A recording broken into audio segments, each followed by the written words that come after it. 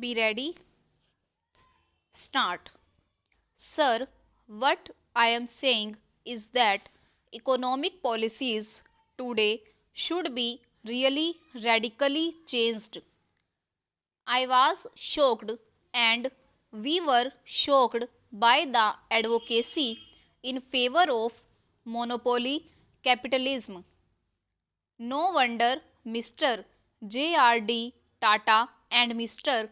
K.K. Birla and others are making statements acclaiming your economic policies.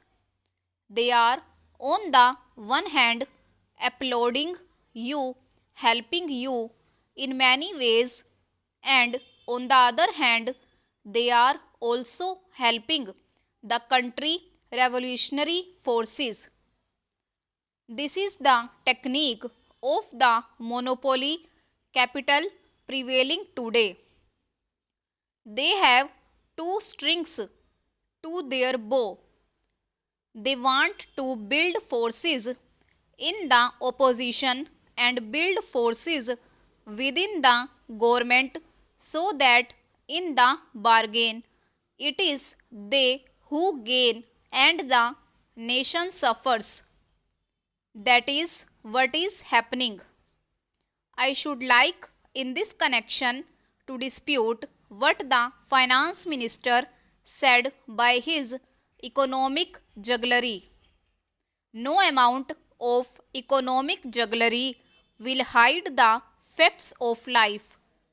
Your annual report of the Reserve Bank of India shows that stagnation in agricultural economy has taken place.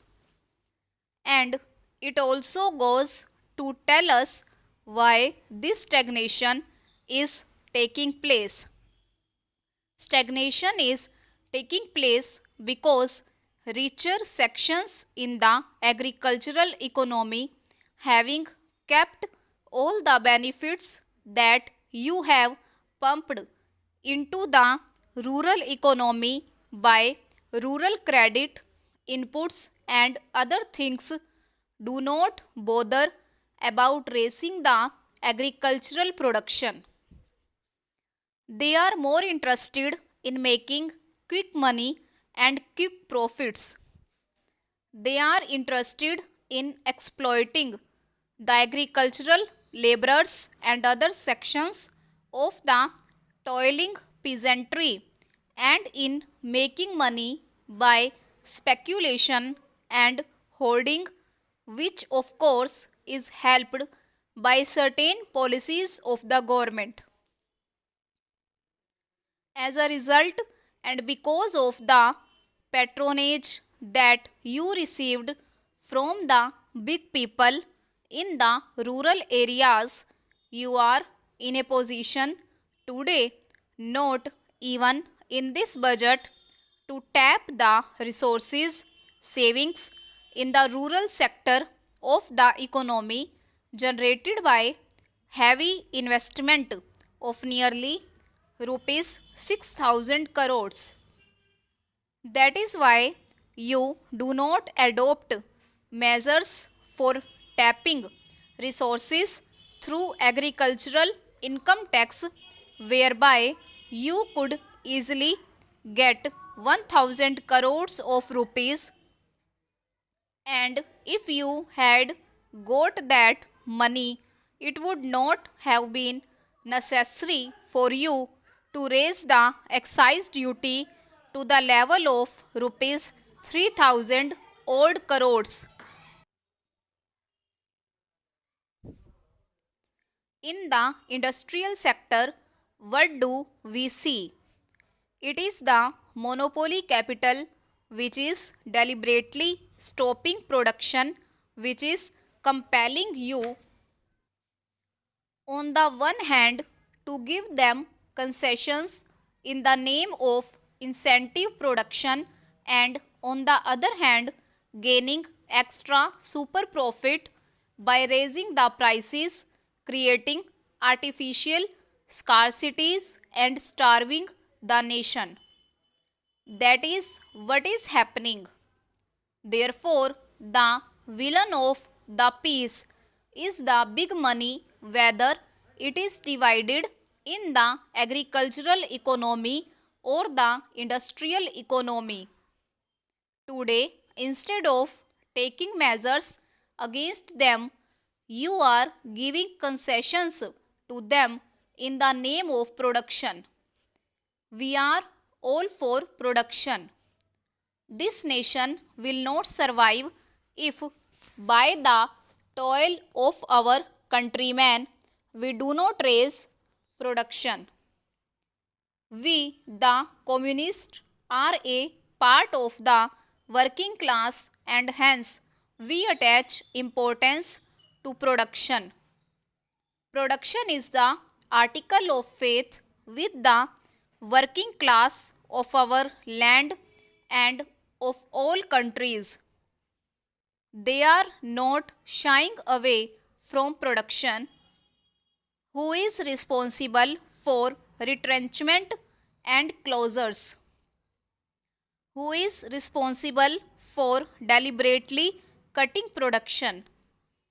Who is responsible for reducing the production of coarse and medium cloth in order to produce superfine cloth which they could cater to the upper classes and for exports in order to gain extra profit?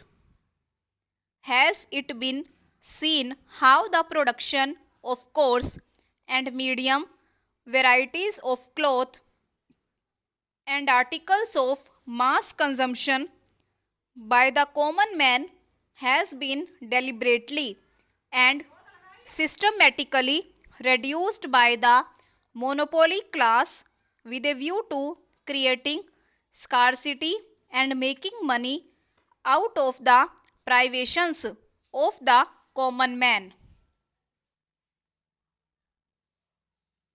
Here, sir, only today there has been a question where it has been said that the amount due to the Damodar Valley Corporation from the consumers of electricity, surely big people who take electricity from the Damodar Valley Corporation, a public sector undertaking, is rupees 100 lakhs from JK Aluminium and rupees 50 lakhs from Tatas.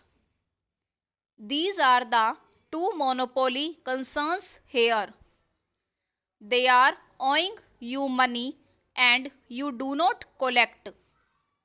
It is they who are in arrears of income tax.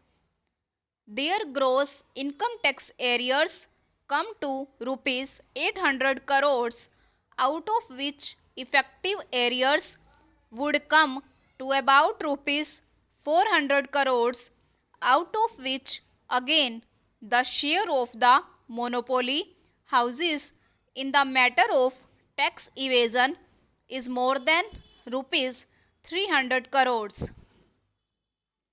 What are you doing to them? It is they who by under invoicing and over invoicing make money and deny you your foreign exchange resources. It is estimated by competent economists that these people are cheating you to the tune of rupees 1000 crores annually. It is a very massive amount.